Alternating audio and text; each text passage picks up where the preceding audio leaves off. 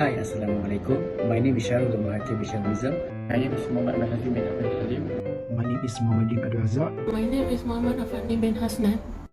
Firstly, what is tax audit? Tax audit is an examination of taxpayers' business records and financial affairs to ascertain that the right amount of income should be declared and the right amount of tax should be calculated and paid in accordance with tax laws and regulations. There are two types of tax audit, which are desk audit and field audit.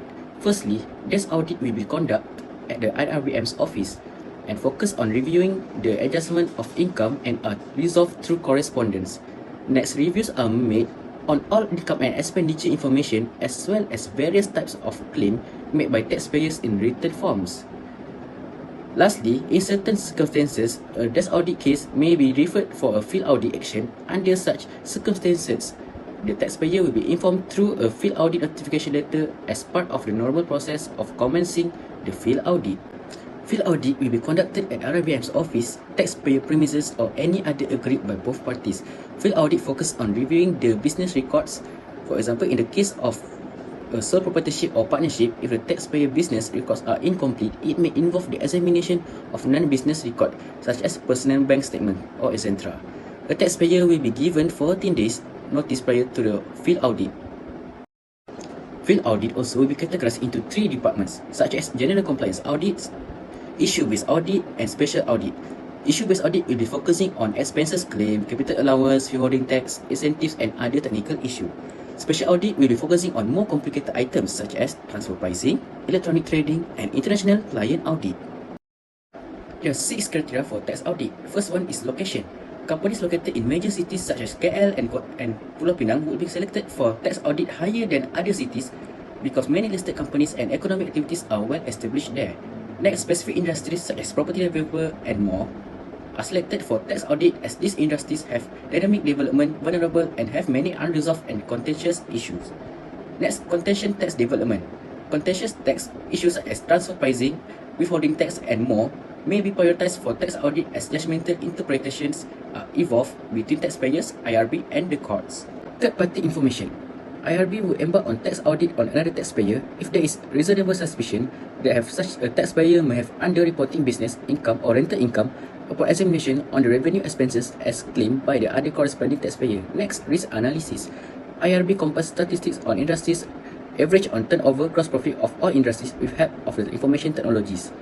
Next, risk analysis would be carried out to selected companies that have wide discrepancies with this average. Lastly, taxpayers' previous record of returns. Taxpayer who has the habit of late submission of return or non-submission of return will have a higher risk of being selected for tax audit. The years of assessment covered for doing tax audit. It usually will covers up to 3 years of assessment. However, it also depending on the audit issues that have been discovered. The years of assessment may be extended up to 5 years of assessment. Tax audit usually do not go back more than 6 years. Next is for the selection of cases. There was some selection which is selection based on specific industry like property developer, selection received from third party on undeclared or omission of income, selection based on specific issue for a certain group of taxpayer, selection based on location and other few examples. We can learn that at the National Tax Conference 2020, IRB Malaysia focus sectors is like food and beverage and health. An encouraging move by IRB Malaysia that some other severely impacted industries like tourism, aviation, property and construction are not within the focus industries announced by IRB Malaysia. This is tax audit implementation. When a taxpayer is selected for a tax audit, the first consideration is will there be any additional tax adjustment together with the penalties being imposed for incorrect return. There are a few steps regarding the initial audit action. The first one, as we can see, is IRB Malaysia will request for document and information letter and will be issued to the taxpayer via email. However, for certain desk audit cases, the IRBM will not issue the letter. Instead, a notice of assessment together with the tax audit adjustment is issued. The second one is the taxpayer is required to provide feedback within 14 days from the date of the letter. The third one is in the case of field audit, a compliance visit notification letter will be issued to the taxpayer. When the letter have issued, taxpayer may apply to postpone the date of the audit visit on reasonable grounds and unavoidable circumstances. The letter must contain the date of visit, the records that should be made available, the years of assessment that to be audited, the name of the audit officer and the duration of the audit visit.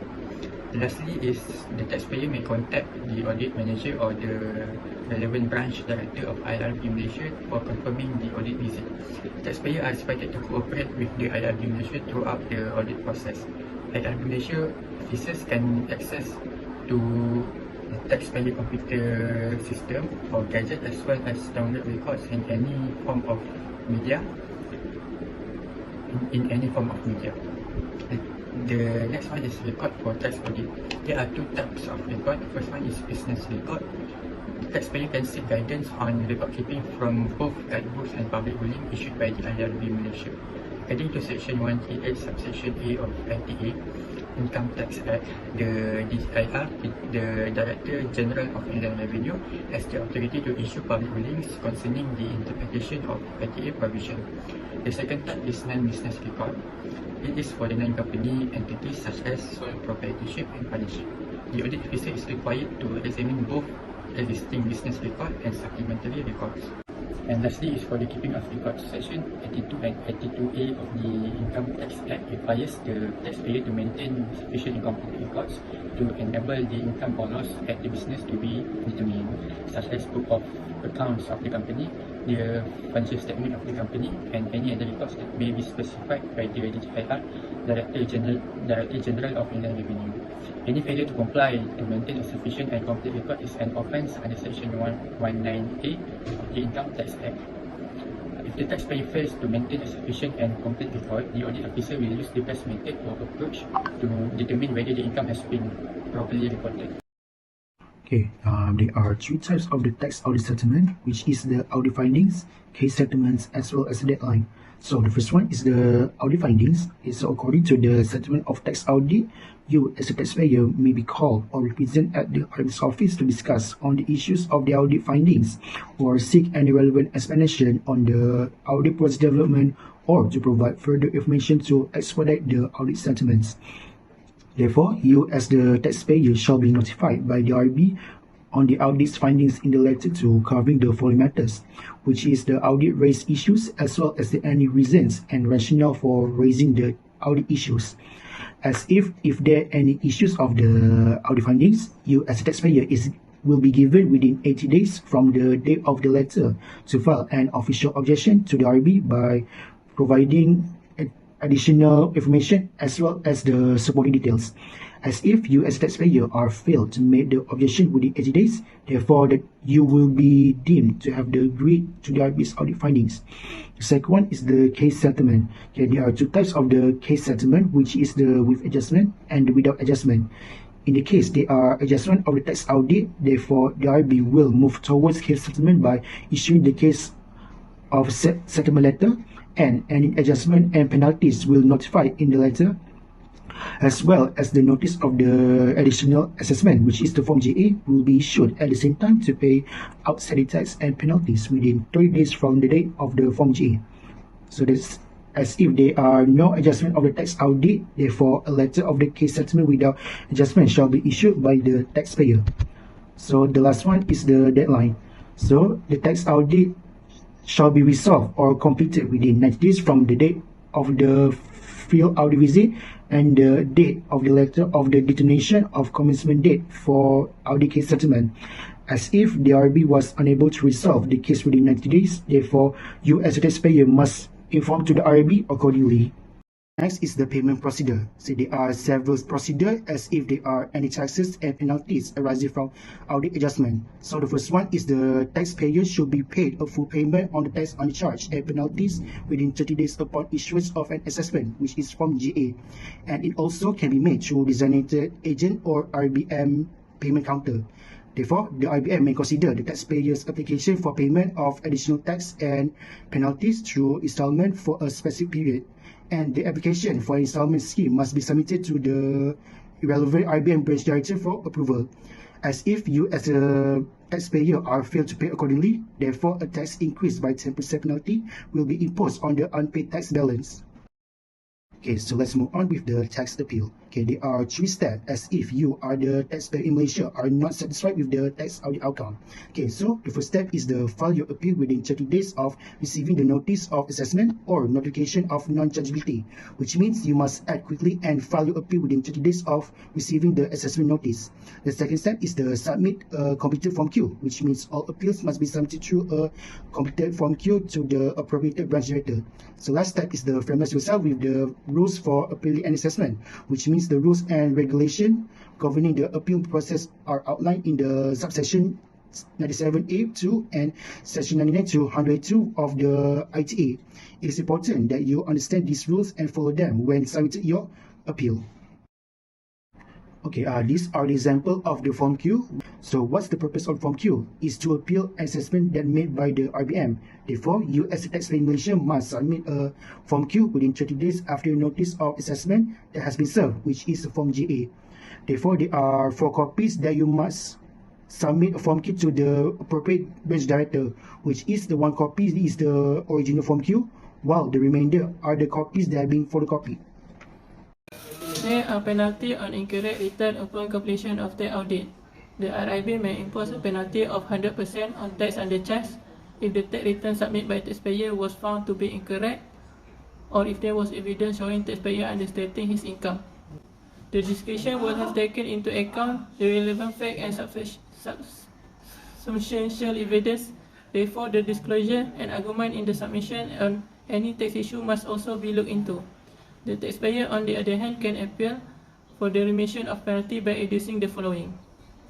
The taxpayer has informed all facts relevant to the assessment. Taxpayer has taken professional advice. Incorrect return or incorrect information was made in good faith. The taxpayer is justified to have interpretation as there is ambiguity in the word of the Act. In example, it is technical adjustment and there was no failure on the part of the taxpayer under Section 113. An example will be different interpretation of the meaning and scope entertainment. The Tax Audit Framework 2019, which take effect from 15 December 2019, provide that penalty imposed under Section 113 subsection 2 following a tax audit will be 45% on the tax undercharge. However, the RIB has discretion under Section 124 subsection 3 to further abate or remit the penalty imposed. Penalties on repeated offence. If a taxpayer commits repeated offence after being audited or investigated, a penalty under Section 113 subsection 2 will be imposed at a concession rate of 55% on the tax undercharge.